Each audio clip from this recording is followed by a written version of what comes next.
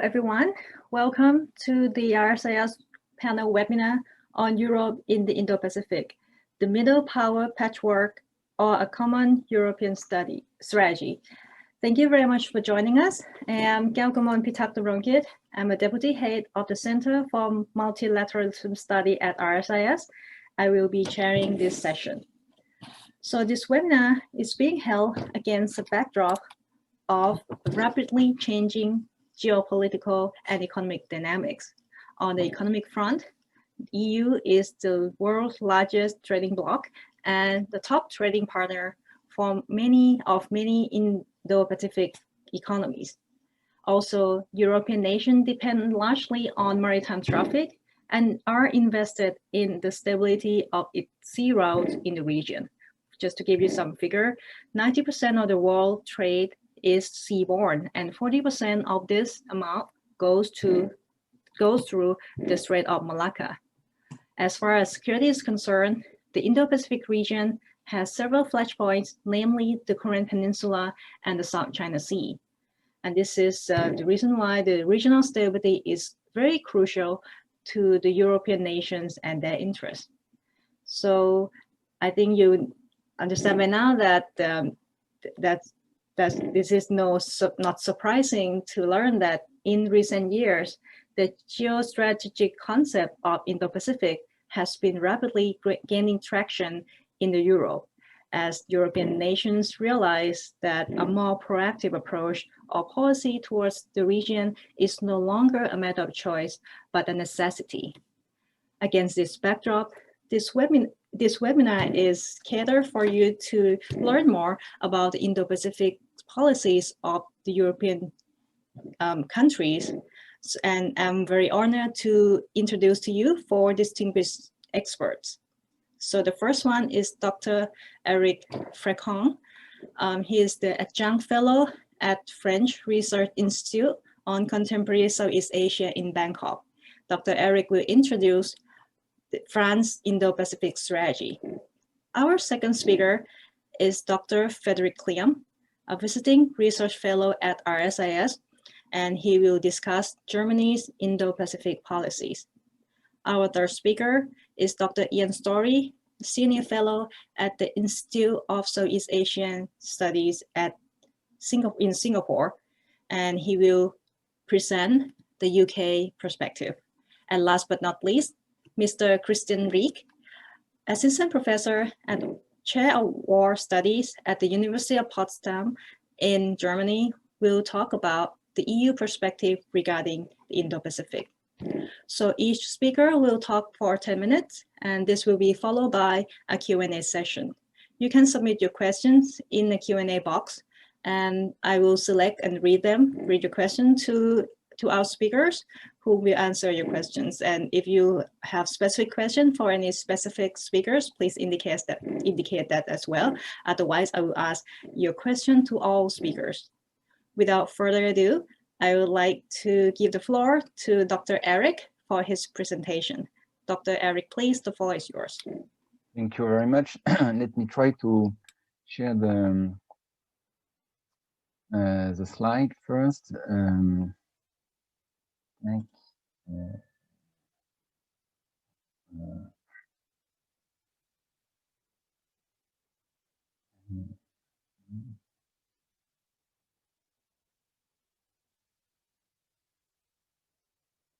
Is it okay or?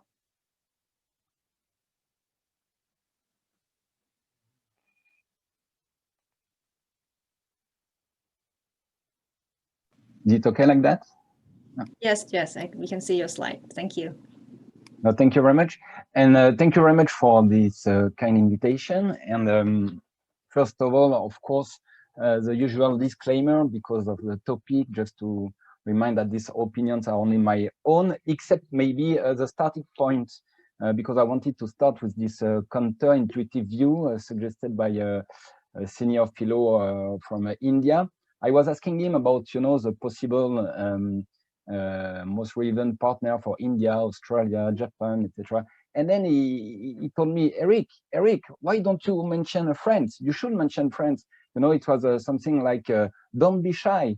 And this comment actually echoed, you know, the Cyrano's complex. I don't know if you are familiar with Cyrano's play, with famous character, famous for being, you know, full of certitude, arrogant sometimes. But if you double check, the guy is actually has a low self-esteem. And I was thinking maybe there is something like that for France, besides all the usual, you know, sarcasm sometimes about this search for grandeur or whatever. But it seems that France is not that much overzealous, and this is an euphemism, to promote its own Indo-Pacific strategy, and it's important, it's a strategy.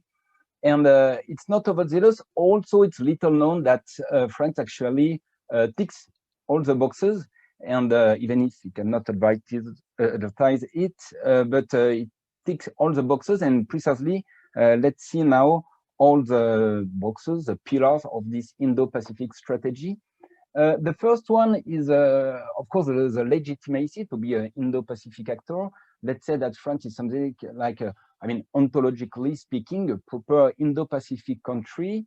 Yes, some missed opportunities in Southeast Asia in the past, maybe, despite, I mean, academic research, business activities. There is funny stories like, I don't know, Pierre Poivre, a sailor in 17th, 18th century, who did business from Réunion Islands to Indonesia. I mean, in Indonesia. So some scout, let's say, but for sure in Indian Ocean and Pacific Ocean, yes, France has already been there. If you consider the French territories in both oceans, now I think France share borders with 5 countries in the Indian Ocean and share borders with 12 countries in the Pacific Ocean. Hence, the key interest now, the French communities, 1.6 million French citizens plus 200,000 French national in the Indo-Pacific countries. You have talking about military cooperation full of strategic partnership with, I don't know, Australia, India, Japan, Singapore, of course, Indonesia, Vietnam, something specific also with Malaysia, etc., plus drill exercise. And you have also the global concern, and you have global issues which are quite critical in the Indo-Pacific. So it makes sense for France, which is concerned by this issue, to be involved in the Indo-Pacific, to monitor properly the freedom of navigation, the rule of law, and plus maybe I'd like to focus on multilateralism, because all the fora across, I mean, in the Indo-Pacific region, and plus also the climate security, which is maybe not something that new, but this is a level of priority, which is maybe quite rare. We will see, I mean, for this kind of Indo-Pacific strategy. And this is a link, maybe the transition for the second pillar, the capabilities, because the idea is to work in the long term. I mean, it's necessary to be legitimate in the area, but I mean, then the next step is to be capable. So there was this slogan in the 70s in France: we don't have money, but ideas. So now the keyword is innovation, and it's true that France can be quite innovative. I think about this. I mean, because of my background, but this French model for law enforcement at sea, state action at sea, which is not that much famous, well known in the area, but can make sense to fight illegal fishing, for example, and talking about coordination of law enforcement agencies at sea, and also the climate security. Just to follow up what I said, you have a recent initiative with the Southern Pacific Minister of Defense, and then same initiative with Australia and the Indian Ocean, precisely to link the security issue and environmental issue. And then besides this, you have also the usual levers, besides the fact that France is a permanent member of the Security Council, all the diplomatic network, I don't know, the embassy, you have, I don't know, something like 140 offices or agencies, only in diplomatic agencies, only in Southeast Asia. And you have all these treaties, Treaty of Amity of Cooperation. Recently, France has been now, you know, a development partner in ASEAN. And then in parallel, you have the initiative from the armed forces. You have 5 bases, and you have with permanent soldiers over there across the Indo-Pacific, plus the usual defense diplomacy, Last year, there was an aircraft carrier. You have almost annually the mission Jeanne d'Arc mission with my former cadets. We sail across the Indian Ocean for their last semester, etc. So third, it's good to be legitimate, to be capable, but what's the point if you just follow a great power? I mean, the idea is to offer something new, maybe, and there is, as my colleague said, a senior colleague said, a narrow path maybe between this great power, and the idea is to be wary vis-a-vis both China and USA, but there was a concern about China, even if let's point out that the title of the MFA paper in France published last year is for an inclusive Indo-Pacific. So, but talking about that precisely, it seems that France is also quite in tune and equally in tune with all the middle power, Japan, India, and Australia. You know, sometimes I felt that if you read the statement, they mix now open, free, also inclusive together. And so in that sense, we are quite in tune and to be something like well balanced. And and now to follow up, you have a strong partnership or dialogue also with talking about maritime security with Japan, with India also, and also with Australia. And last, you have the ASEAN members, and same. It seems that we face the same as a resident power. We face the same challenge. We don't want to choose. And I felt that there was maybe commonalities between, you know, the French Gaulo-Mitterrandism, like it's a diplomatic school made up of independents, something like that. And then the Asian Bandung spirit, or the bebas actif, as our Indonesian friend said, attitude. So in short, there is a common face and interest in multilateralism, precisely to avoid the polarization between the great power. And maybe last but not least, as you said, because sometimes you have everything, but no clear leadership, and you have this feeling of mess. So, but because of the semi-presidential system in France, at least we have a strong leader. Maybe you know the nickname of our president, Jupiter or Jove, so which tell a lot about its capacity. I mean, to show the way, to be the compass. And but then also, and actually, he is the one who restarted, I don't know, this Indo-Pacific strategy via key speeches in 2018. And then maybe just as an example, but see Mr. Le Drian, who came in the to attend and to speak at the general dialogues, he moved from the MINDEF to the MFA, so maybe it can help also to share the same vision. I don't know.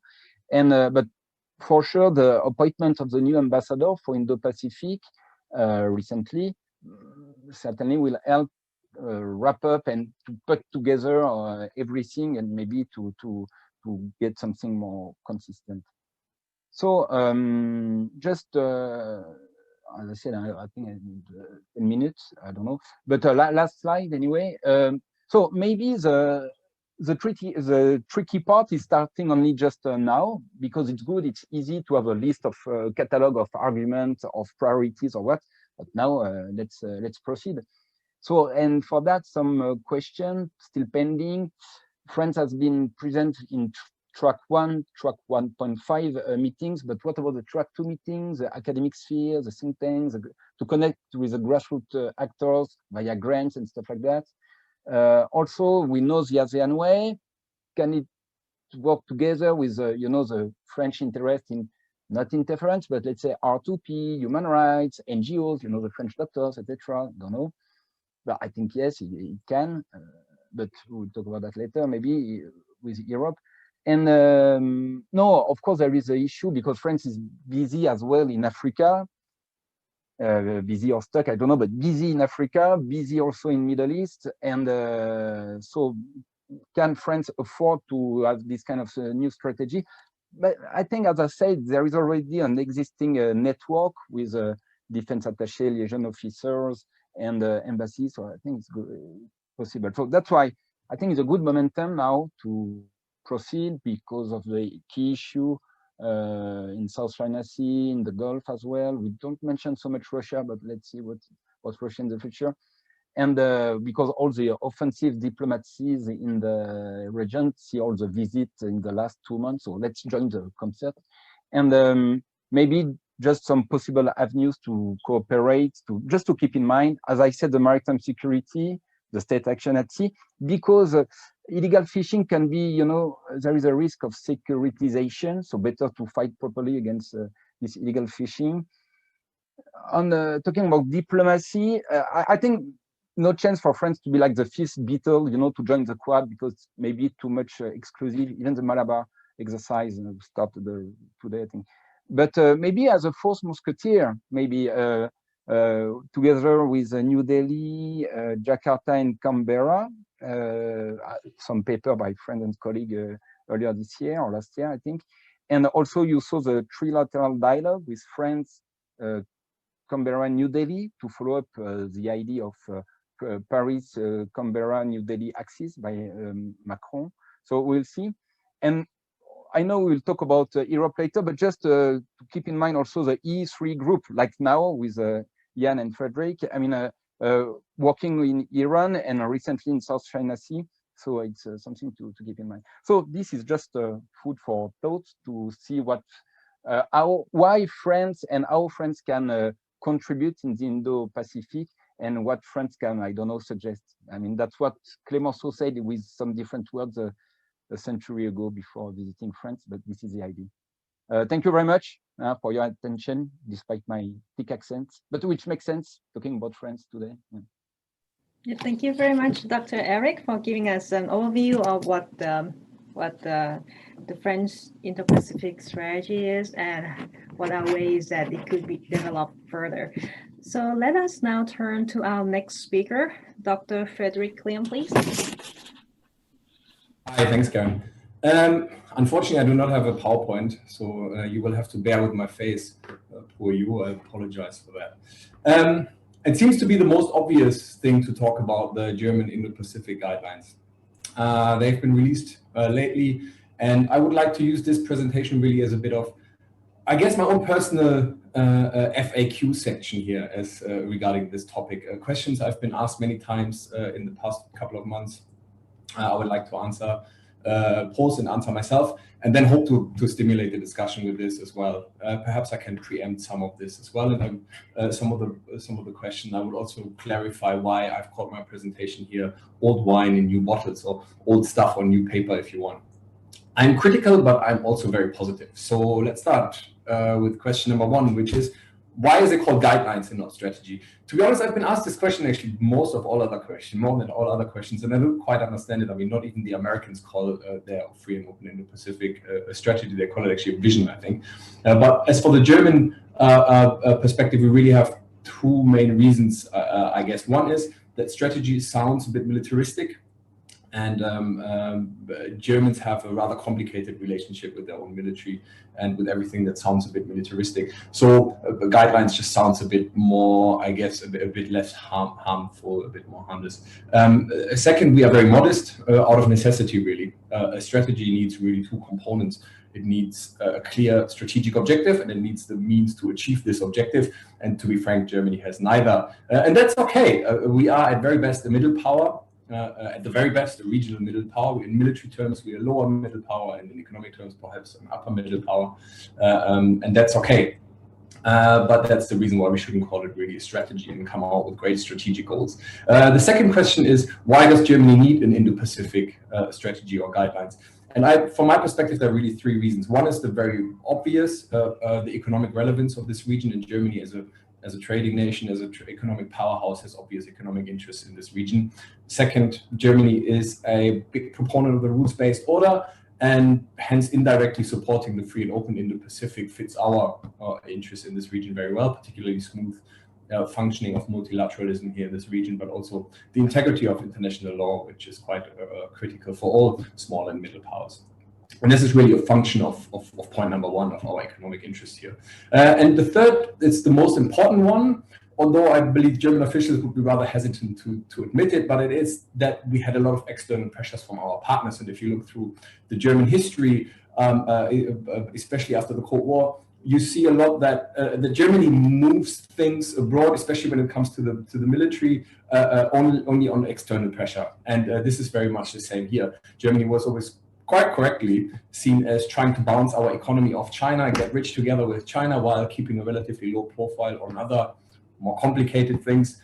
And we have now, by our partners, been pushed to do more to show that we're not just free riders. So in a way, we are trying to be good citizens of the democratic international community, although I'm sure we would have preferred to do business as usual. Third question, what actually is in the paper? It's very long. It's the US Free and Open Indo-Pacific has something like 30 plus pages, and the German Indo-Pacific guidelines are twice the size, which is actually quite funny if you think about the least relevant, arguably the least relevant player to put out an Indo-Pacific strategy has the longest, most comprehensive strategy. But anyway, there are several themes that go through this paper. The most important one, I guess, is diversification. The theme of diversification. Germany seeks to diversify in two areas, really. One is partnerships, expanding on existing partnerships and creating new partnerships. And this includes trade, of course, but also many other things, which I will mention in a bit. This is partnership for Germany, of course, but also for the European Union. In that way, maybe slightly different to France, if I may, Eric, we are holding up both flags, right? We are trying to hold up the German flag, but also the European Union flag here in this region, also mostly out of necessity, but never mind. The second theme is really diversify thematically. So we are, of course, heavily invested economically here in this region for a long time, but we seek to diversify by adding cooperation on other things such as climate change, human rights, etc., but also culture, which is quite interesting to have as a very dominant theme in the Pacific strategy. The main singular emphasis here is on permeating all areas, really, is multilateralism. The emphasis here is mostly on ASEAN, also on other organizations, but mostly ASEAN. And we seek EU participation in ASEAN mechanisms, but also Germany as a sovereign nation state. East Asia Summit comes to mind, ADMM Plus, and so forth.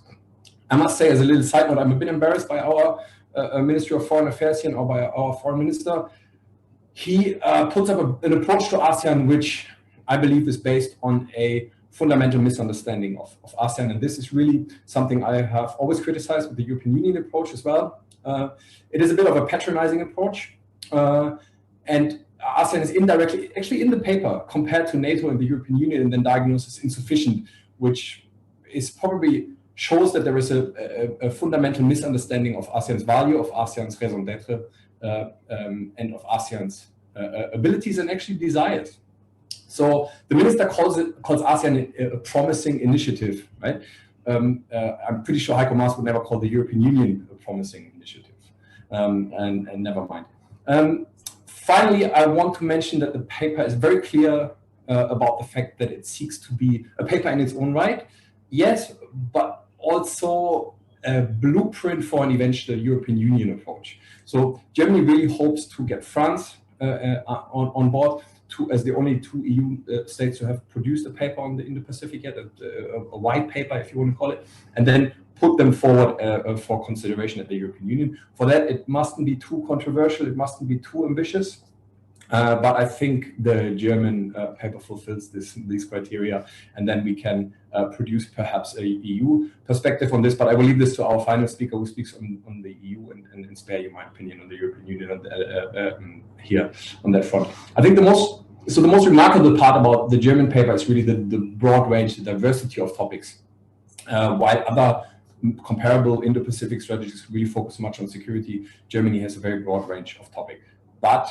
security plays a role as well. And by adding a military component, a hard security component to an MFA, a German or whole of government paper, really, Germany is going into uncharted territory, really. We do admit that we have security interests in this region. We have security interests beyond our immediate neighborhood. And that's rather unusual for Germany. It's happened before, in the framework of NATO, but it's very rare. It's very non-German in that sense, and this is also why direct reference to unilateral hard power are pretty scarce. It's more about advancing security cooperation on non-traditional security challenges, the easy stuff, really, stuff that comes at no cost, anti-piracy and so forth. But what is really interesting here, I find, is the indirect references to upscaling Germany's defense diplomacy. Defense attachés here at regional embassies, liaison officers at security centers, and so forth. And that really brings me to the fourth question, which is, why is the paper titled Old Wine in New Bottles? Well, some commentators I've read, most of them not German, I must add, have commented quite positively and voiced rather great expectations. Germany was now joining some sort of group of countries that would really show China what is what. This is really what is really lacking there is an appreciation of the domestic context. In fact, most of the Indo-Pacific paper that we've now put out is what Germany is already doing here in this region. It's narrating ongoing efforts, and most of it is really soft power extension, multilateral enmeshment, and in the area of trade. So stuff we are already doing is being summed up into one nice piece of writing, which is great, but it's also not very groundbreaking. The defense diplomacy is a very interesting and very important part, but also much of it also predates already the paper. The liaison officer that is spoken of in the paper at the IFC here in Singapore was already here, present here in Singapore when the paper was released, of course, and so this is also narrating stuff that has already happened. But I do certainly hope that this paper will be used to upscale, particularly this defense diplomacy area, which is where Germany has the greatest catch-up to do, I guess, but also the greatest potential. Finally, there is China in this paper, spoken of mostly indirectly and not very critically. But we have now joined the Indo-Pacific Club, if you like. There is also the note verbal to the United Nations together with France and the United Kingdom about the South China Sea. So you may be forgiven in thinking, okay, Germany is getting more tough on China. But let me assure you, in this paper, there is absolutely no change to our China policy in any meaningful way. In fact, it's often misunderstood that China is not a security priority for Germany. It is up there, but maybe on third, fourth spot. It's not a direct security priority as of yet for Germany. So Germany is not going to join the US. Germany is not going in some sort of containment effort of China. In fact, Germany makes it very clear in the paper as well that we seek to distance ourselves from this binary rivalry. We do recognize that China is a systemic challenge, but for all sorts of reasons, but we do not seek to be on either side of the binary competition, very much like other countries here in this region. So if the South China Sea is perhaps also is also mentioned in the paper, perhaps also interestingly, only referenced, I think, once or twice, and it's only like a reference to Germany supports the ongoing COC between ASEAN and China. You're on old stuff also, right? I must do some expectation management here on the last question, which is I'm being asked quite often, what can Germany contribute in terms of hard power? We must be very realistic here. Germany is not a coming middle power here in this region. Okay, our means are very limited. That does not mean that we cannot make a meaningful contribution at all, but we must be realistic. What Germany can really contribute in hard power things is limited by two things really. One is a German culture of anti-militarism, a very skeptical public about the military, and related to that, secondly, woeful political neglect of the military for decades, which has led to underfunding and structural inefficiencies as well. I don't think we've hit 2% of GDP on military spending for 30 years or so. So in combination with a disinterest from the public, this leads to a certain degree of lethargy in the military. I must point out here before I end that this has absolutely nothing to do with our great soldiers who are top class, motivated. This has nothing to do with our liaison officers here and attachés. They're really trying to move things, I can assure you this. But in terms of hardware, we really have to do some expectation management and be realistic. So in sum, if you expect Germany to join an anti-China coalition, forget it. If you expect Germany to starting to say foreign ops here in this region, you must be mad. This is not going to happen in the foreseeable future. And the Indo-Pacific guidelines are a great paper, but they're a long list of activities, most of them already old, and they do not necessarily add up to a very coherent strategy. So now I would like to end on a positive note. And there really are some very positive things that need to be highlighted. One is Germany finally starts to think strategically about this region here beyond markets. Germany is acknowledging that we do have security interests here in this region, which is a start, and it's very unusual for Germany to do that. We have to acknowledge security interests beyond our immediate neighborhood. And we also do not just jump on the bandwagon of others and copy other Indo-Pacific notions, right? We define the Indo-Pacific interests in our strategy according to our own interests. here, mostly in terms of multilateralism, where we can contribute most, as well as soft power extension. So, and finally, Germany begins to see the military, I guess, as a legitimate, although small part, but a legitimate instrument of foreign policy, which is also relatively new in terms of German foreign policy making. So we are stepping up slowly, and we start moving parts here in this region, but our means are limited, and one must be realistic. I think we could really join the French and the British to make some sort of contribution here, even if it's very minor contribution. Of course, we do not have an aircraft carrier and so forth. Our power projection capabilities are limited, but we can contribute to French and British efforts here, really. And I think this would be something where Germany can really make a difference.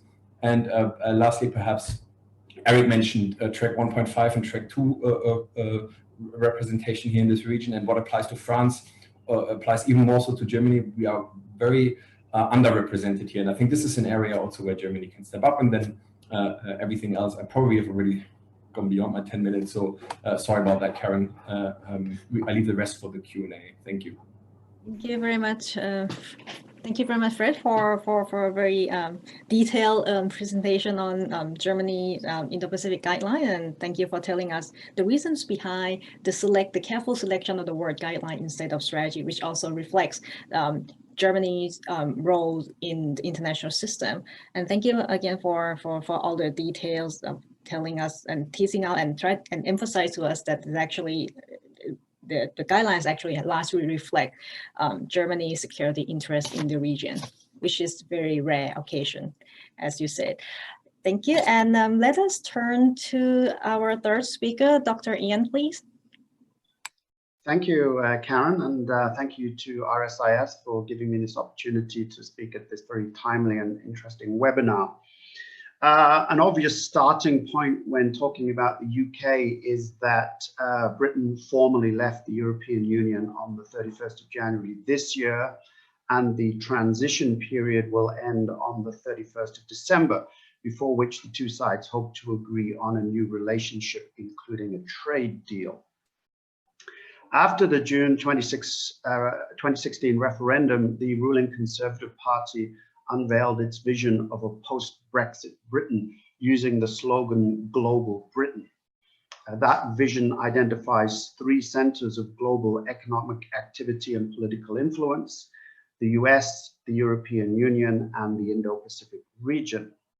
The UK views the Indo-Pacific region as a source of both economic opportunities and threats to the rules-based international order.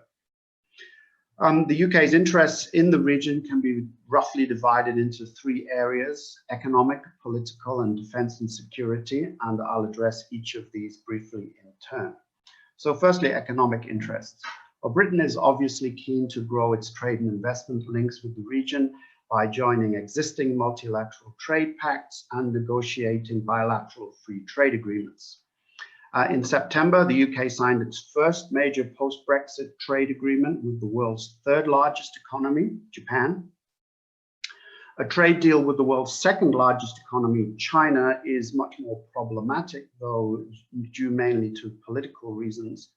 Over the past year or so, Sino-British relations have considerably soured due to the COVID-19 pandemic, Britain's banning of Huawei from its 5G network on national security grounds, and British criticism of China's policies towards Hong Kong and Xinjiang, and also a more visible British presence in the South China Sea. Economically, the UK is particularly interested in Southeast Asia, as it represents the country's third largest non-EU market. The EU-Singapore FTA will continue to apply to Britain until the end of the transition period, after which the two countries hope to conclude a new trade deal. Vietnam and the UK recently agreed to start negotiations on a free trade agreement, and talks with Thailand and Indonesia could start next year. Britain has expressed a strong interest in joining the 11-nation Comprehensive and Progressive Trans-Pacific Partnership, or CPTPP, which includes 4 Southeast Asian countries: Vietnam, Malaysia, Singapore, and Brunei. Japan, Australia, and Vietnam have all indicated public support for the UK's application to join the CPTPP. let me turn to Britain's political interests in the region, particularly what the future relationship with ASEAN will be. In view of the critical role that ASEAN plays in Southeast Asia, Britain is seeking a much closer relationship with ASEAN post-Brexit, and to that end has applied to be ASEAN's 11th dialogue partner. Previously, it came under the EU dialogue partner status with ASEAN.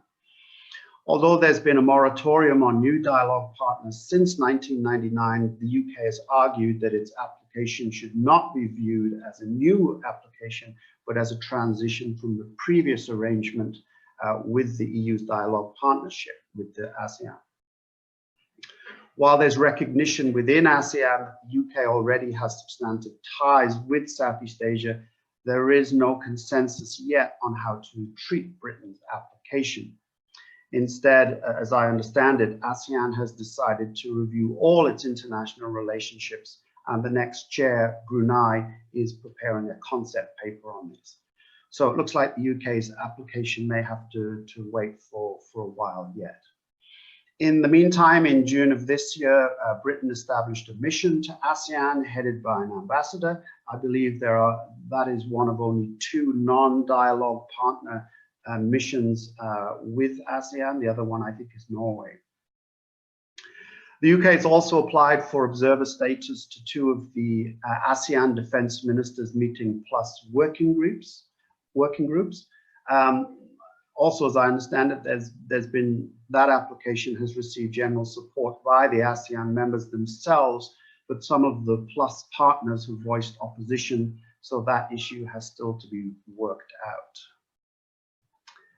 Let me turn finally to Britain's defence and security interests in the Indo-Pacific. Under the global Britain vision, the UK seeks to strengthen its defence engagement across the Indo-Pacific region.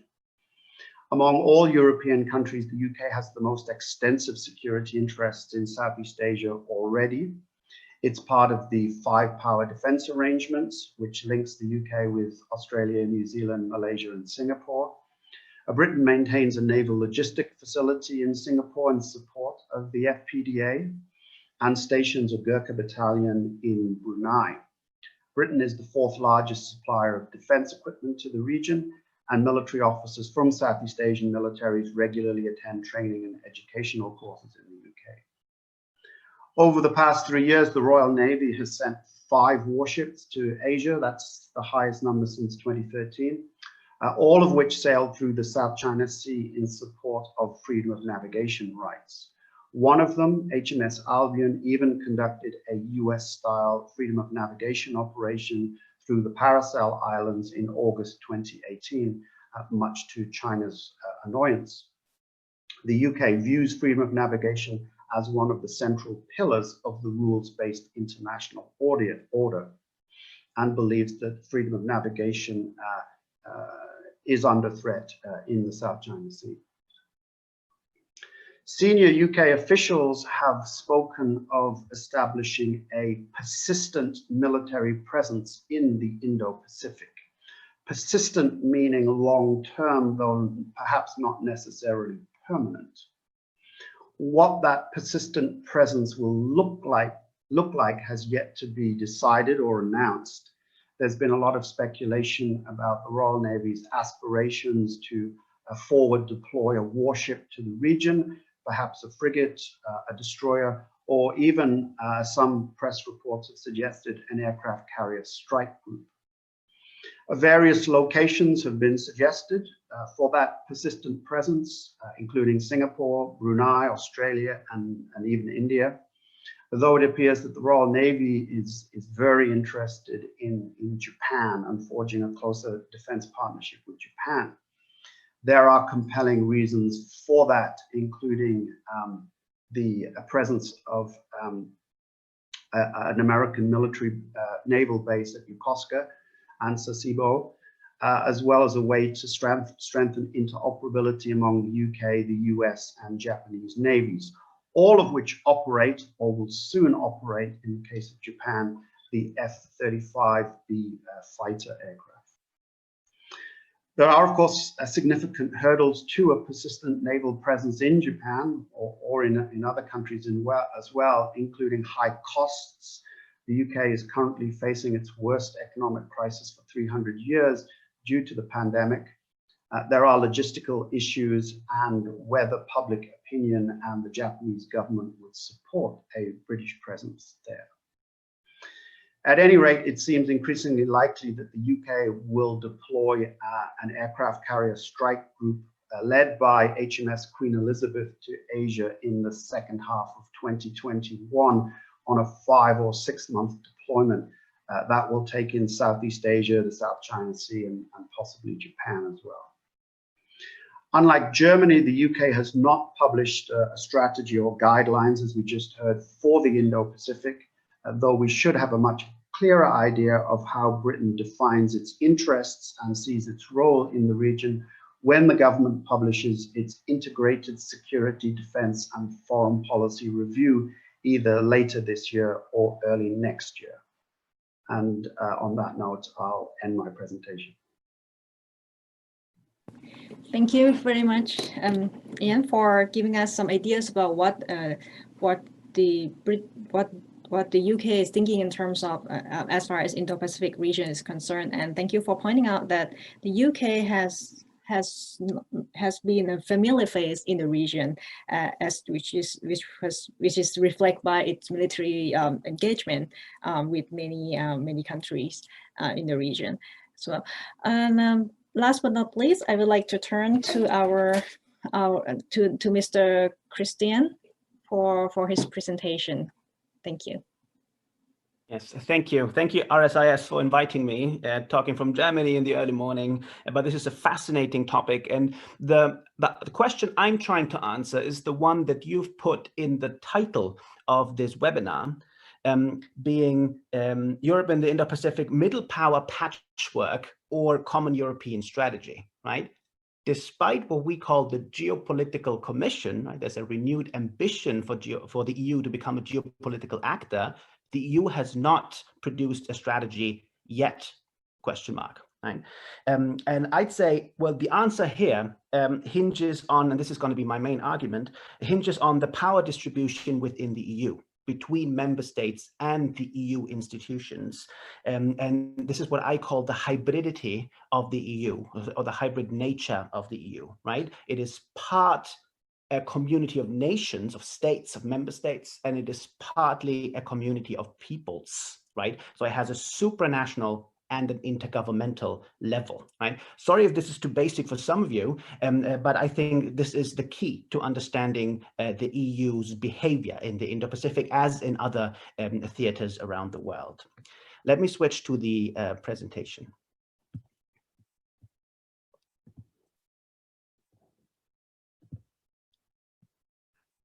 All right, let me start by saying that EU interests in the Indo-Pacific broadly mirror those of the member states in the EU, right? So it's economic interdependence, it's multilateralism, climate security. These, say, the broad issues are the same, right? But still, the puzzle is then why don't we have more coordination between member states? And that's, I think, quite interesting. And I think, again, the main reason would be competing priorities, right? The EU is not a monolith. It's never been a monolith. And since we have an arc of crisis around the EU, understandably, most member states, or some member states more than others, are distracted, right, by the neighborhood and cannot focus or don't want to focus on faraway places like the Indo-Pacific. And this is why the French push, the French as being a pioneer with the first European member state having a strategy for the Indo-Pacific has been so important, right? And of course, Germany, always being the reactive power in Europe, right, has picked up on this and produced a strategy in September now that is both, right, an enhancer of French ideas, but also a balancer to French ideas, because it pushes towards more EU coordination, right? So as Frederick rightly said, I think this is Germany's role, right? So we're not a Gaullist nation, even if some of us might want this to change in Germany.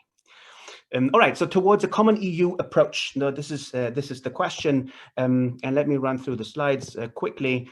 So we have a geopolitical commission right now, and I would say this is a problem because it creates yet another expectations capabilities gap.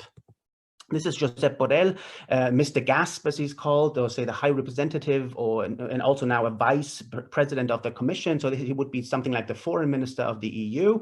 And he's broadly in line with Ursula von der Leyen. She is the President of the European Commission. And arguably, this is a very ambitious commission, similar to the Delors, at least this is how they see themselves, similar to the Delors Commission in the 1980s, that with a single European Act tried to sort of overcome Eurosclerosis and reactivate European integration. I think this is the self-conception that they have. And I would say, yes, an ambitious commission might create momentum for further integration, like the Delors Commission was able to, but only in some policy areas, right? In policy areas that are sensitive to member states, like defense, like foreign policy, it only makes the structural impediments to integration more obvious or more visible. Right, so it creates a new expectations capabilities gap. It exacerbates this problem that the EU is the perennial ambitious actor, and in theory it might have the capabilities, but in practice it can't sort of project them abroad. So it promises more than it can realistically be achieved. So will the EU ever become a unified foreign policy actor? This is the big question in comparative integration studies. And I would say no, not for the foreseeable future. And the reason again being that European integration is a function of the alignment of interests and priorities of member states. And only then can we talk about capabilities, right? And what the EU is trying to do is trying to focus on capabilities more and then hope that this will create momentum towards more coordination. All right, drivers and constraints. Yes, the EU has a global strategy now for a few years, a super ambitious, very broad, and I would say very well communicated document, but again, it has this big problem that it looks at the EU as being some kind of unified foreign policy actor. And at first glance, it looks like there has been a strong push over the past decade to consolidate CFSP, so the Common Foreign and Security Policy. And there have been common strategies that have been adopted. The institutional framework has been strengthened, right? The External Action Service, the High Representative. So these have gained more prominence and a new role over the past decade. And the policy area has become more visible and more Europeanized, but also more political, which, you know, is a good thing. A new and ambitious commission wants to convert Europe into a geopolitical powerhouse. So I would say this is a good thing. But of course, the question is, can it deliver? So apart from the institutional push towards more CFSP integration, so and this is the agency that EU institutions have, structural forces also militate towards a common approach of the EU towards the Indo-Pacific. And you can make similar arguments for other cases, other theaters around the world. And as I said, economic interdependence, but in the Indo-Pacific case also, the US-China polarization and Chinese assertiveness in Southeast Asia and in international organizations on both levels, regional and multilateral, rebalance the regional and global orders, and this creates a demand, a structural demand for outside balances. So there is a role the EU could play, and it is a role that, you know, should sort of rely on member states, but it can also have a role of its own, right? It could amplify it, enhance it, right? Or look for a role that is sort of semi-autonomous of that of the member states. And finally, changes in the perception of China, ASEAN, and the Quad in the member states of the EU are creating momentum, additional momentum towards a more streamlined European approach towards the Indo-Pacific. So structurally, it looks like coordination is going to happen. However, structural barriers to further integration remain, right? And continue to be a drag on the EU's ability to become a unified foreign policy actor. And the most important structural barrier, right, is the relationship between EU and member states, right? So there's a tension between sovereignty and autonomy, right? Foreign policy is still too much driven not by strategy, but by external shocks, right? Again, this is clear because it's not a unified foreign policy actor. It doesn't have unified priorities and strategies. The priorities between member states are still very different. And of course, this is a drag on the effectiveness of EU integration. And the Union has been pushing common strategies and has continuously pushed for more integration in the defense realm, but also in CFSP. This tension between sovereignty and autonomy makes this impossible. What do I mean by this? The tension between sovereignty here being the decision-making power, right, especially of member states that don't want to give up, right, sovereignty to the supranational level, versus autonomy. Autonomy is more the implementation side, right, strategic autonomy, and the ability to act. And then here we have to talk about capabilities. All right. So this is this tension. Member states are still in the driver's seat and want to remain in the driver's seat, right? While the EU is pushing for more Europeanization. And this is why Germany is so important, because as the largest, arguably the central power in the EU, right, it is trying to balance, right, these two, say, concepts and the tension therein. There's no consensus on what exactly the role of the EU should be in CFSP, right? Or put differently, how much supranationalism and how much intergovernmentalism, right? And I don't want to talk much about, say, policy modes in the EU. This might be way too technical, but the basic idea is even the institutional structure mirrors this idea that it is a community of states and a community of peoples, right? It has a supranational element, like European Parliament, arguably also the Commission, right? Supranational actors, but of course, there's always the Council, right? It's a very strange institutional setting if you compare it with other regional organizations or with member states, right? And you have the Council of Europe, right? That is the representation of member states' interests. And there's always, it's a big tension, right, between the Commission and the ambition that are supranational and the more intergovernmental ambitions in the Council. And this is a perennial problem, and it will never change. So this, and then, you know, this pillar structure, the idea here is that the pillars on the left, right, the European Community domain is supranational. All the others are to some degree and to varying degrees intergovernmental, right? So they're ruled very differently. So looking at the Commission and the ambitions of the Commission is just not enough to understand the European posture. Right. Yeah, and this is a technical slide, and this is just to explain that because of the hybrid nature of the EU, the governance is complicated, right? There's different ways of organizing policy fields, and it's a spectrum, right? From a very supranational governance, right, where the supranational institutions, mostly the EU Commission, is in the driver's seat and pushes through policy, right? Until on the other side, a very soft intergovernmentalism is called here intensive transgovernmentalism, right? Where it's the member states, right, that are in the driver's seat, and there's no voice of EU institutions, right? And then there's a few, say, modes in between, mostly giving money to enhance certain member states' initiatives because it fits the ambitions of the Commission. So this would be distributory mode, so to distribute money, or regulatory mode, right? Making use of, say, decision-making powers or, say, law-making powers, right? To try to nudge member states in a certain direction.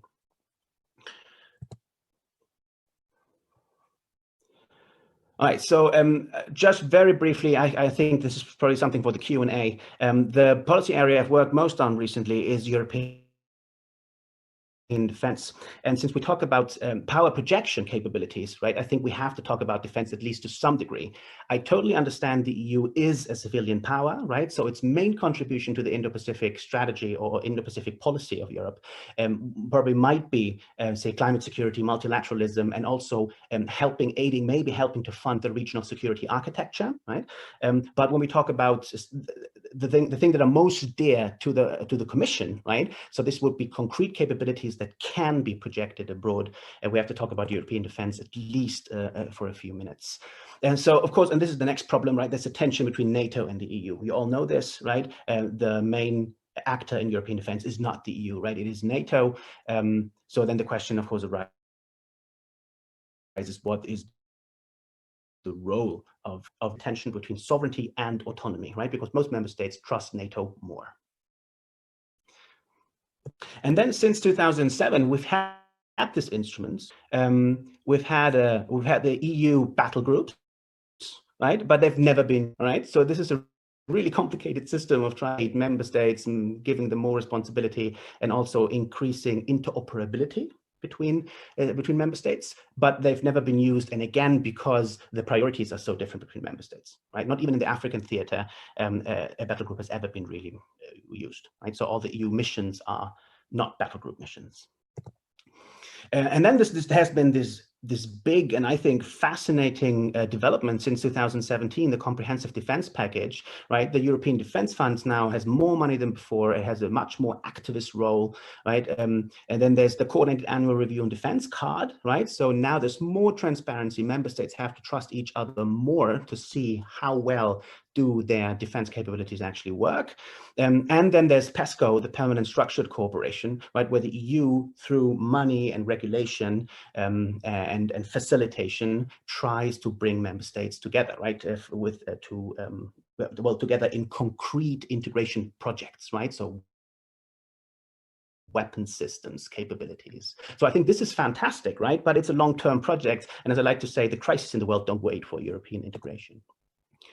Right, and this is going to be the second last slide, right? So mission frequencies will be a hypothesis, but will continue to increase, but mission intensity probably will not, right, on the EU level. And the lack of expeditionary capabilities to project power abroad will continue, at least for the foreseeable future, even though the ambition, right, in the EU are different. Okay, this is the last slide. The most important part is below the lower paragraph, right? European defense will continue to be a messy affair, and the EU's role will remain that of an enabler, enhancer, coordinator, and facilitator. And it doesn't matter what the Commission wants, right? It's really still, as it was in the past, a function of the alignment of member states' interests and priorities. Right, so that you can try to close gaps, fund R&D, right? You can use its institutions to amplify the European voice in the region, but yeah, it will not become a powerful actor in and out of itself. So this is the last slide. Despite all problems of EU foreign policy activeness and power projection capabilities, the EU does have a strong emphasis, or does put a strong emphasis on the regional security architecture in the Indo-Pacific, especially Southeast Asia, and this is ASEAN and the Quad. So this is probably the biggest contribution of the EU to any European Indo-Pacific policy. Thank you. Okay, thank you. Thank you very much, Christian, for a very detailed explanation about why the way that the EU structure could create constraint over its design, this implementation, even its pursuit of the Indo-Pacific strategy, should it have one in the future, right? And as you say, that EU is not a monolithic entity, is not a unified actor, and when we think about EU policies toward the region, we have to think about how the policy. We have to think about the policy as a function of alignment of different interests from different European member states. Thank you very much. And I think we now have about 30 minutes for a Q&A and discussion. And let me kickstart the discussion with my own question. As you know, Joe, I just would like to ask all the panelists about your take on how your respective countries in the Pacific policy guideline or stance will likely be advanced given the fact that Joe Biden won the US election. So I'd like to know, given this recent development that we have in the US, how would you see your Indo-Pacific policy being advanced?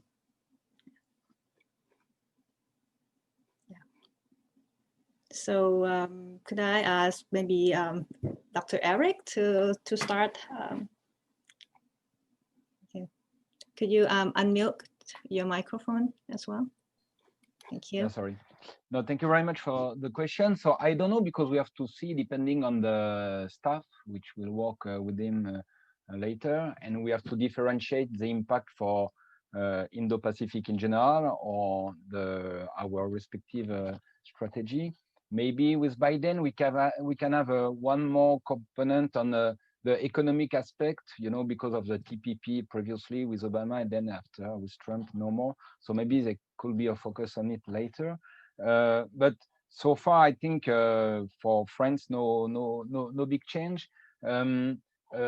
Previously, I mean, maybe a change talking about the European defense because of Trump's attitude towards NATO and Europe. So there was you know what President Macron said about NATO, and then there was it helped promote the European defense. But now we will have to consider maybe it won't be as easy as before to promote this idea of European defense, and maybe so what could be done with the European actors in Indo-Pacific. But for the rest, I think from a French point of view, as the key idea is multilateralism and environment, I think on these two aspects, it's a good news, because I guess USA will be more involved in all these multilateral fora, which is good.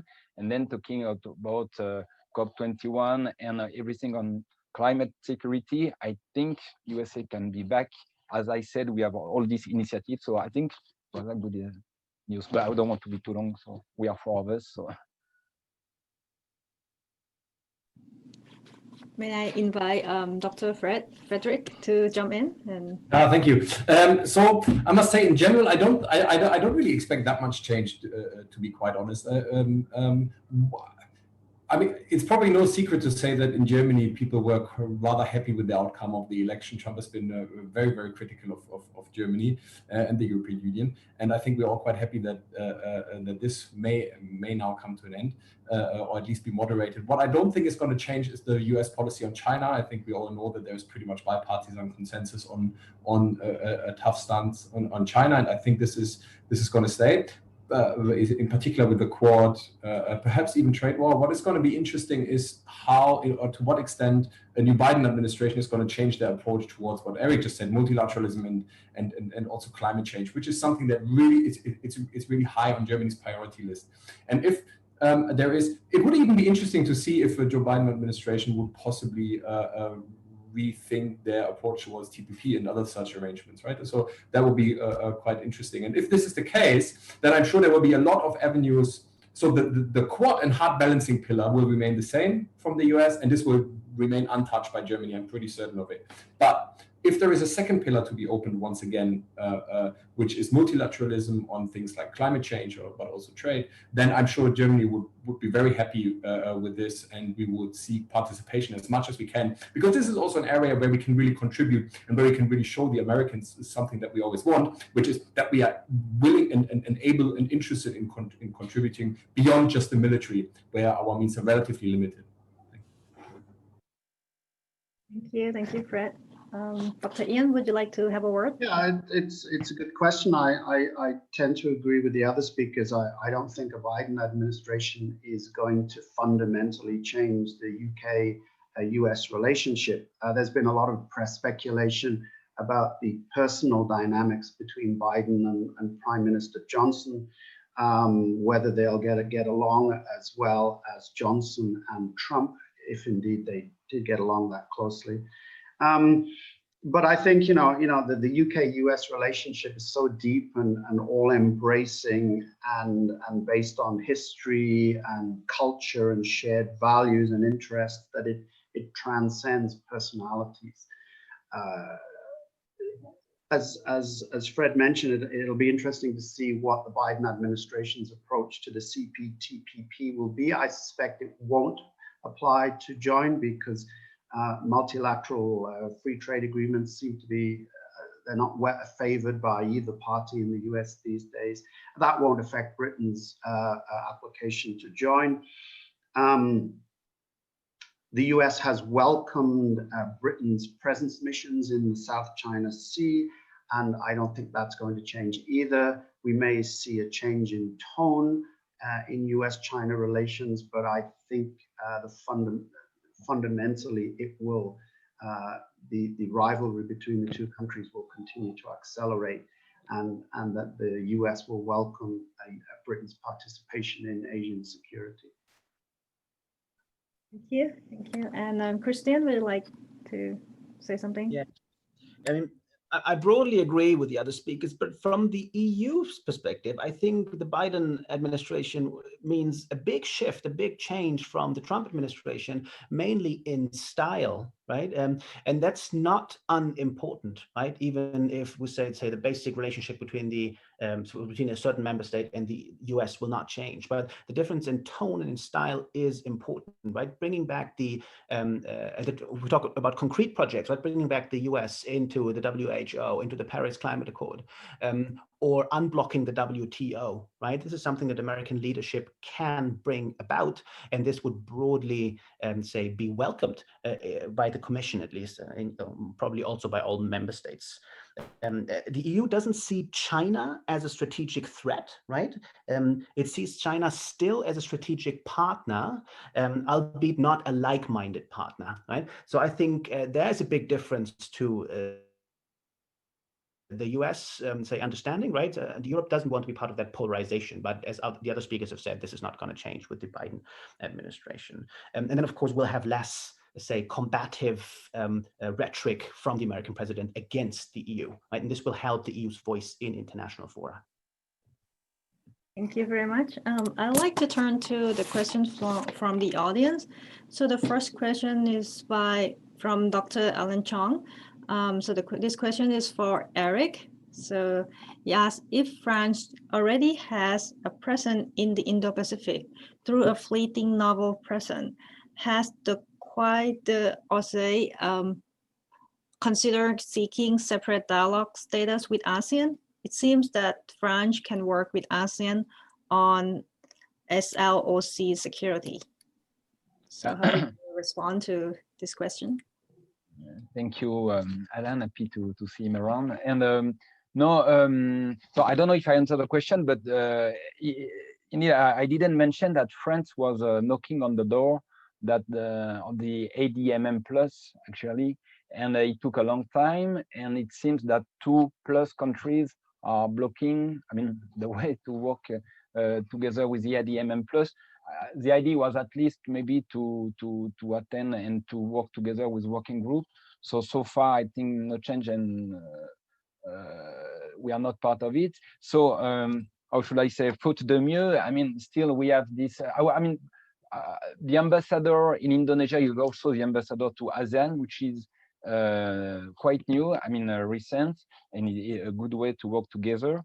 And if we focus just on the SLOC lines of communication security, indeed, still we are doing a lot. Same, just to throw, because we mentioned this FONOPS, freedom of navigation operation. So France doesn't do any FONOPS because the French Navy doesn't sail within the 12 nautical miles, but still go across the South China Sea, and actually quite regularly, because to go to the French military base in the Pacific Ocean, but follow, of course, the UNCLOS rule and not the Chinese the rule. So this is a way for France to promote the freedom of navigation. You have also all, because we cannot be part of yet of the ADMM plus, all these liaison officers within the information fusion centers in Singapore, of course, then in Madagascar, in New Delhi, in Peru, I think, or soon. So across the Indo-Pacific, and of course, France is still take part of many drill, a naval drill, and also is again knocking on the door of RECAP. This agency to fight piracy. So this is a way we can contribute to the, among other examples, but to the SLOC securities in Southeast Asia, at least, and in Indo-Pacific, actually. Thank you. Okay, I'll take the second question from the floor. This is the question for all of you here. So it's the question for all panelists from Christian Hegering. So he asked, we have seen the E3 verbal note on South China Sea recently. Even if we have just national strategies as of now, it seems like the E3 nations share a lot of interest here. Will we, beside a possible future European strategy after strategic compass development, see more shared actions or unified approaches under E3 format here? If so, what would be the shared interest here? So I think anyone of you could jump in if you would like to have a say on the E3 verbal note on South China Sea. Yeah, okay, but that, so of course, a verbal note is always relatively easy to produce, so it comes at very little cost. So I'm not surprised that this materialized. But it's, I mean, nonetheless, it's a useful thing, right? It's good. It shows that there is the integrity of international law is at least in question in the South China Sea, and the European nations can come together on a unilateral basis outside of the European Union and kind of put out their opinion there. So it's great, definitely. The question is here, interest, and if I understand correct, interest and where and how can we cooperate? So I would say the interests largely align, right? I mean, there's an interest in international law being adhered to, especially in the South China Sea, and we're talking here, of course, about UNCLOS, but it's also more a general thing of international law. If you look at Hong Kong, if you look at Taiwan, those things, right, are relatively aligned. There is also an interest in keeping sea lines of communication open, keeping trade going, and so forth. But there is also, and here comes the crux of the matter, there's also an interest in not antagonizing China all too much, right? So we have to, I think this is also something all three really share, and sort of differentiates us from the United States to some extent. So we really have to be careful there and tread a fine line. The question is now, so what those interests, if they largely align, to what extent can they translate into cooperative action, right, on the ground? And this is really a bit difficult because, as Eric just mentioned, and Ian, I think also in his presentation, we have different approaches towards FONOPS, for instance, right? But also different capabilities. So just like France, Germany won't do any FONOPS, right? I mean, I'd be flabbergasted if, right? I'd be really surprised, but I don't think it's going to happen at all. So, whereas the United Kingdom takes a different approach on that front, right? So what we could do perhaps is some sort of sharing, right? So sharing of responsibilities.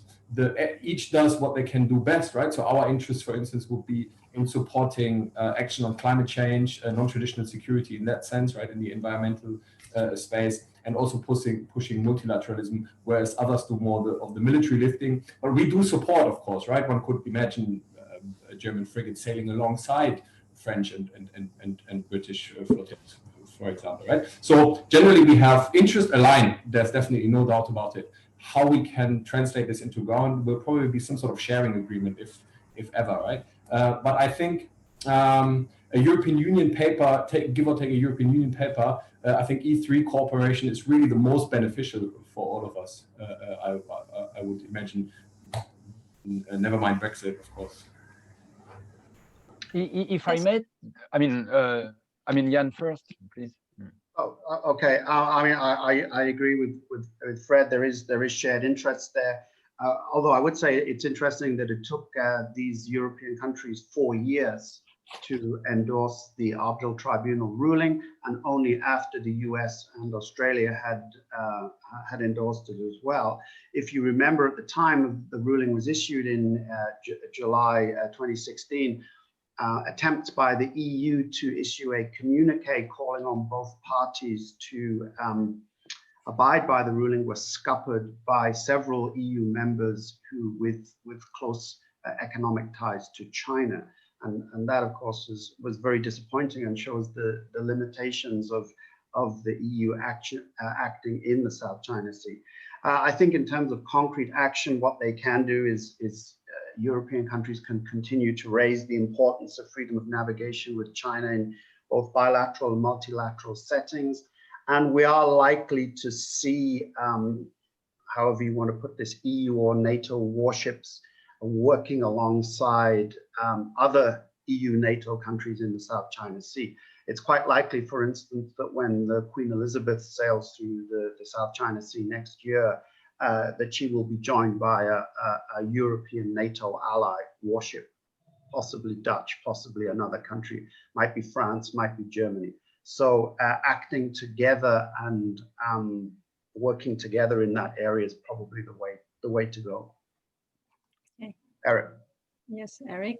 I mean, if I may, but quickly, because first this E3 format is a good reminder that actually, even if there is a Brexit, I mean, France and UK are still a partner for defense issues. There is a Lancaster House, I think, agreement. So it's still going on. So this is the third thing. We are still a key partner for all this issue. And what can be done? I mean, may I remind that I think it was in 2017, I know because I had this time my students, I mean, this Jeanne d'Arc mission sailing across the South China Sea, and on board some EU officer came also to join the crew.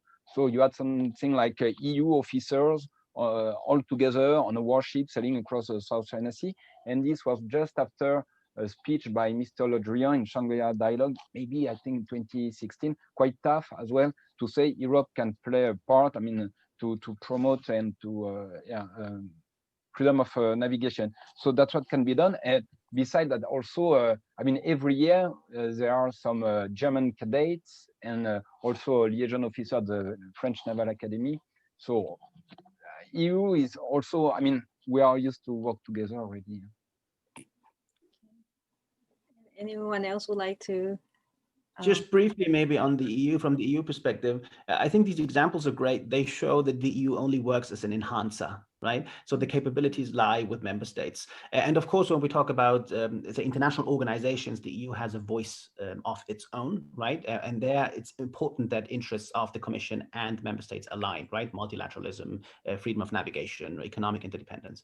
But when it comes to, let's say, boots on the ground, and this is the hard power, say, background against which soft power in Europe only works, right? Otherwise, it's only soft power without, say, the stick.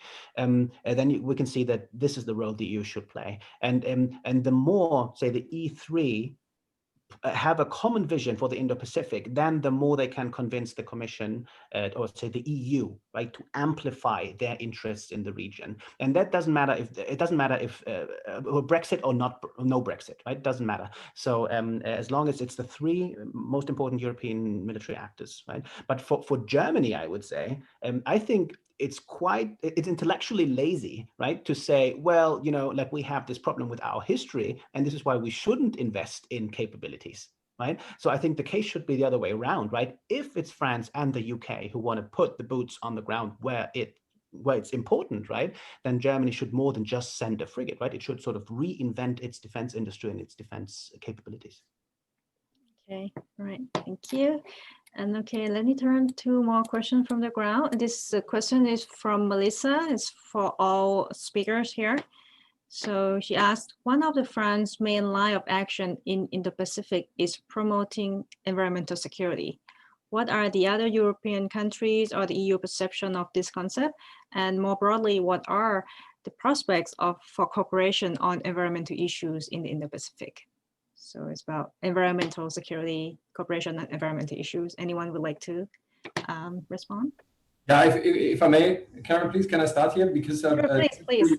Yeah, this is really a big topic in the German Indo-Pacific approach, right? This climate change and cooperation on environmental security is really right in the center of the German approach towards the Indo-Pacific. And there are also clear means outlined as to how this can be achieved, right? How this can translate. There's a lot of money. I forgot the number actually. I don't have it on top of my head, but there's quite a lot of money to be invested in research and development here in the region with partners such as Vietnam to cooperate with them on certain green technologies, on a more sustainable use perhaps of hydropower energy in Indochina, but also for cities, enhancing electric mobility, those sort of relatively soft areas on climate change cooperation in general. But also what I find very, very interesting in the paper, and I work a bit on the Mekong, on sustainability and also geopolitics of the Mekong region. And I find it quite interesting that Germany points out cooperation in the Mekong.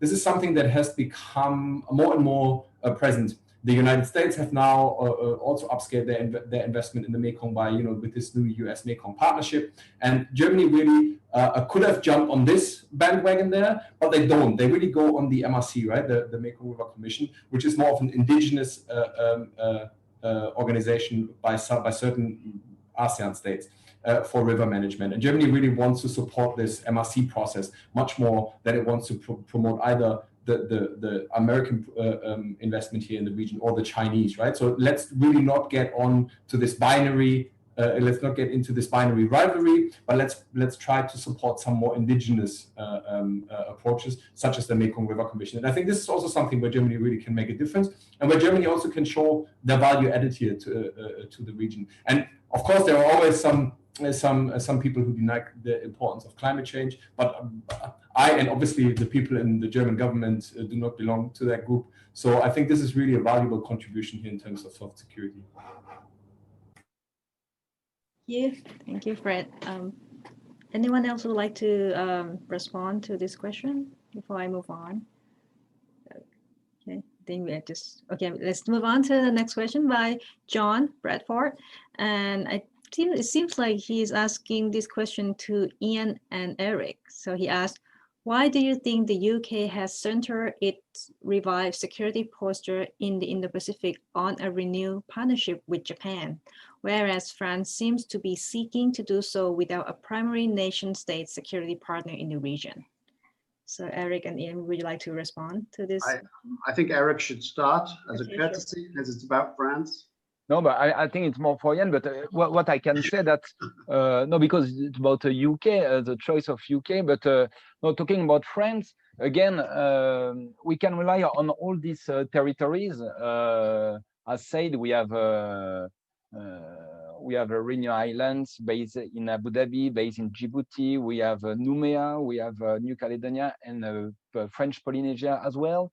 And just to tell you that there was New Caledonia double confirmed, I think the would say, because there was a second referendum that they want to stay in France. So, for a while, we have still this territory, so we can use all these bases and these facilities. So no need to look for any facilities in any other countries. And after, the idea is more to work together with all the middle power in general. So that's why this focus on Japan with the maritime dialogue, and there is this, they call it existential partnership, I think so called existential partnership. There is also maritime dialogue in India, and now in Australia we are selling submarine, Rafale. So strong partnership, but indeed not only with only one country. Yeah, I think Eric is completely right there. The difference between the UK and France is that France has territories in the Indo-Pacific and the UK does not. And therefore France has access to facilities in its own overseas territories, whereas the UK will have to negotiate access arrangements with other countries. Okay, all right, thank you.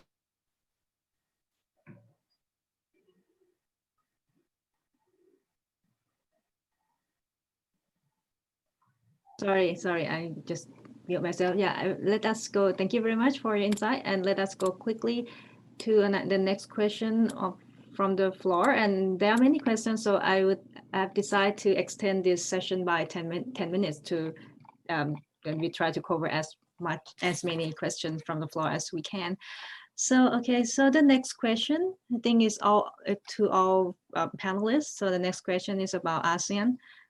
So he asks, the European nations have shown that they have to offer, and what are the strategic interests? What could convince ASEAN to endorse these approaches, and what fits into ASEAN stated goals? So with ASEAN being, I also think regional player, so what would be your policy to sales, or the aspect of the policy could convince ASEAN to endorse your respective country's approach? Yeah. I don't know, but as said previously, I think we are quite in tune in phase, because either ASEAN, but also, France, but I think other countries, the idea is to avoid the polarization between China and USA. We don't want to choose any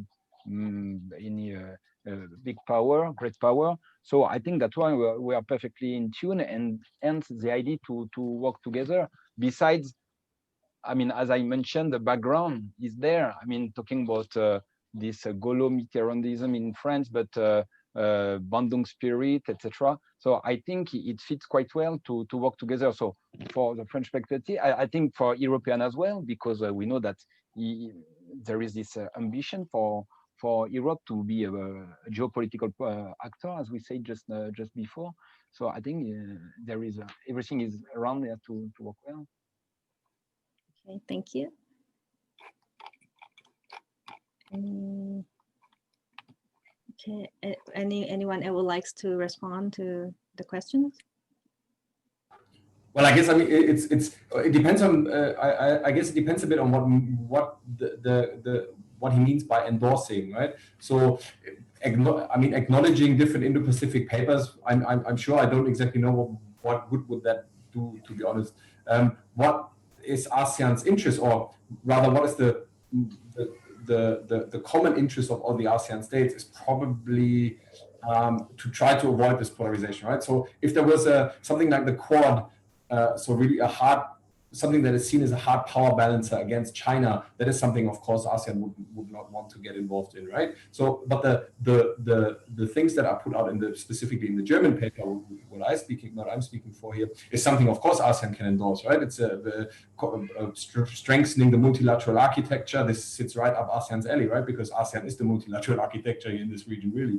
So it also cooperation on those soft power avenues, of course, extending cultural cooperation here, investing in sustainability in this region, of course, no problem at all. I guess it becomes really difficult when China is really directly criticized, and when it comes to saving freedom of navigation operations, I guess, as well, then it becomes a bit more tricky. But on the softer areas, I'm pretty sure ASEAN can get on board with this. And then also, I think it's quite important to bring home the point that really ASEAN, or the collective 10 ASEAN member states, don't really see Europeans, except maybe the French and the British, maybe a bit to some extent, but certainly not the Germans and certainly not the EU, as a really security provider here in this region, right?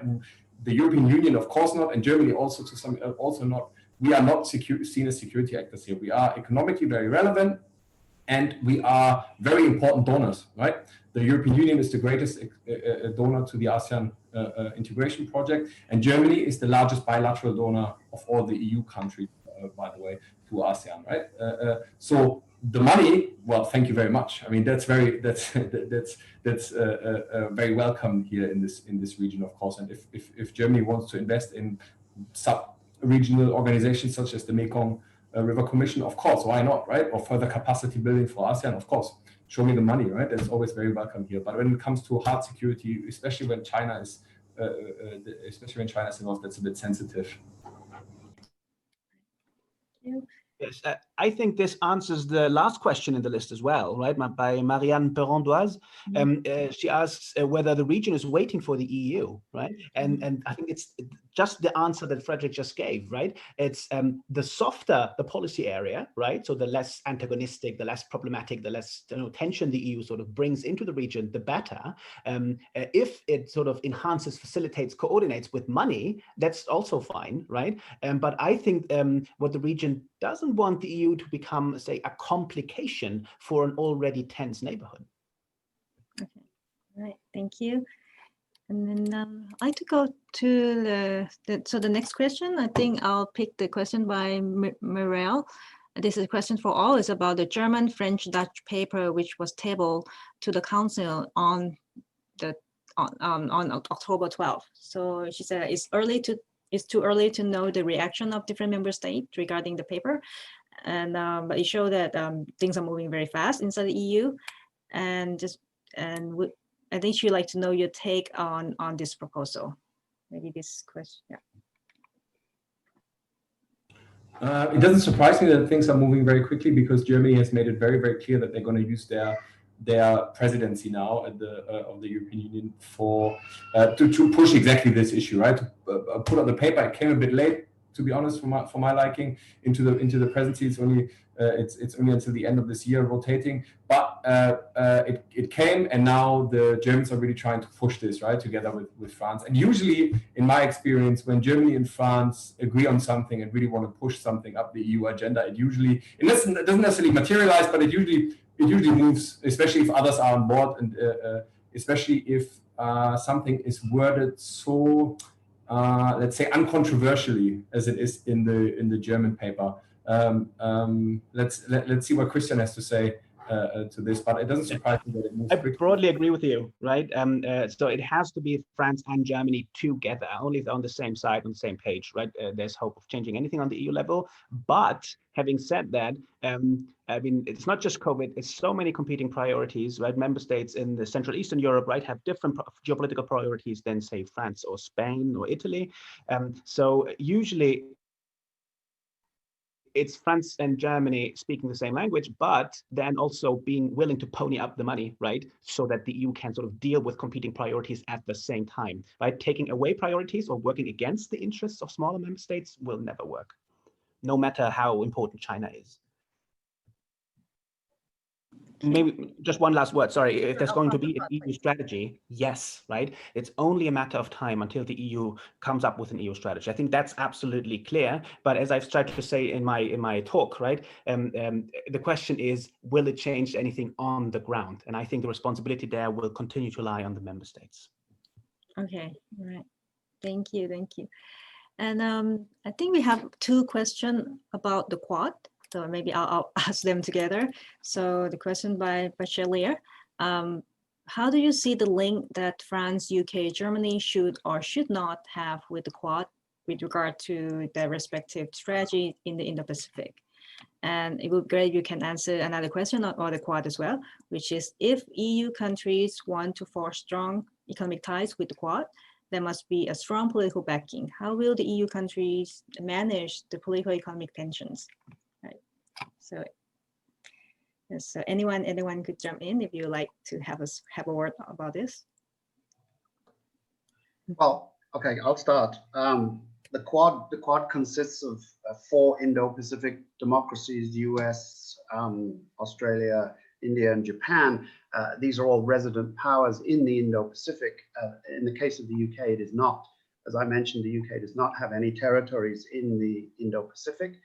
The last one, of course, was Hong Kong, which reverted to China in 1997. So there's no possibility of the UK joining the Quad, even if it were invited, which I don't think would happen.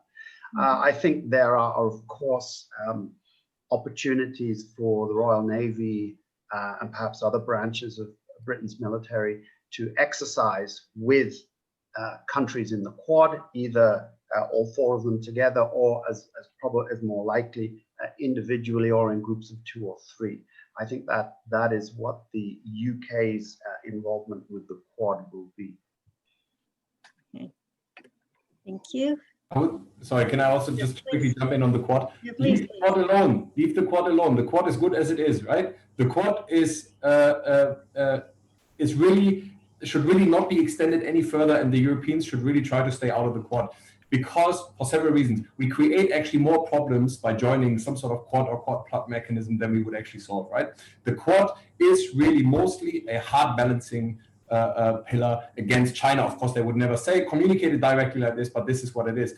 And Australia, India, Japan, and the United States can do that perfectly well on their own. What could Germany, France, the UK perhaps a bit, but what could Germany add to the Quad really, right?